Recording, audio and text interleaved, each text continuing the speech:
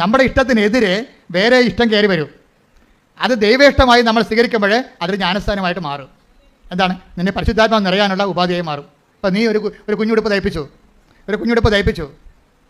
കുറച്ച് പൊട്ട് വാങ്ങിച്ചു വെച്ച്, കുറച്ച് കരിമഷി മേടിച്ച് വെച്ചു, കുറച്ച് കരിവളം മേടിച്ച് വെച്ചു. അപ്പോൾ നീ ഉടനെ പ്രഗ്നൻ്റ് ആയുള്ള അമ്മയാണെങ്കിൽ പറയും, എൻ്റെ കുഞ്ഞുവാ വരുമ്പോൾ ഞാൻ ആരുടെയും കൊതി തട്ടാതിരിക്കാൻ വേണ്ടി കരിവള ഇടിക്കും. വല്ല കാര്യമുണ്ടോ? കരിവള അന്ധവിശ്വാസമാണ്. നമ്മുടെ കരിവള ഇടാത്ത വല്ലവരും ഉണ്ടാ? എന്താ കരിവള കണ്ണ് തട്ടാതിരിക്കാൻ വേണ്ടിയിട്ടാണ് സംഭവം. എൻ്റെ കുഞ്ഞിനെ വേറെ ആരും നോക്കരുതെന്ന്. എൻ്റെ കുഞ്ഞ് വേണ്ടിയിട്ടില്ലേ? ഞാൻ എൻ്റെ വരെ കണ്ടില്ലേ? എൻ്റെ കുഞ്ഞിനെ വേറെ ആരും നോക്കരുത്, ആര് കണ്ണ് തട്ടരുത്, അതുകൊണ്ട് കരിവള ഇട്ടിട്ട് കരിമഷ കണ്ണൊക്കെ ഇങ്ങനെ എന്ന് ചില കുഞ്ഞുങ്ങളെ കാണുമ്പോൾ പ്രാകൃത വേഷമാണ്.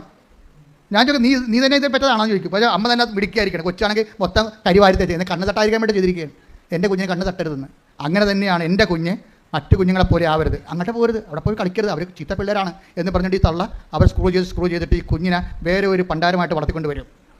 വേറെ സാധനം, മറ്റുള്ളവരുടെ അരിശം, പുച്ഛം. കാര്യം ഇവരുടെ പുച്ഛവും അരിശവും ഒക്കെ കുഞ്ഞിനെ അങ്ങോട്ട് കൊടുക്കും. ഇതാണ് ഞാനെന്ന് പറയുന്നത്. ഈ ഞാൻ ചെറുതാകണമെന്നാണ് പറയണത്. ഇത് വെച്ചോണ്ട് ഉടമ്പടി മുന്നോട്ട് പോകത്തില്ല. മനസ്സിലായില്ലേ? ഇപ്പോൾ എന്താണ് ഉടമ്പടി പറഞ്ഞത്? എന്താണ്? അവൻ വലുതാകണം. അവൻ എല്ലാ മനുഷ്യരെയും വെറുപ്പില്ല ആരോടും.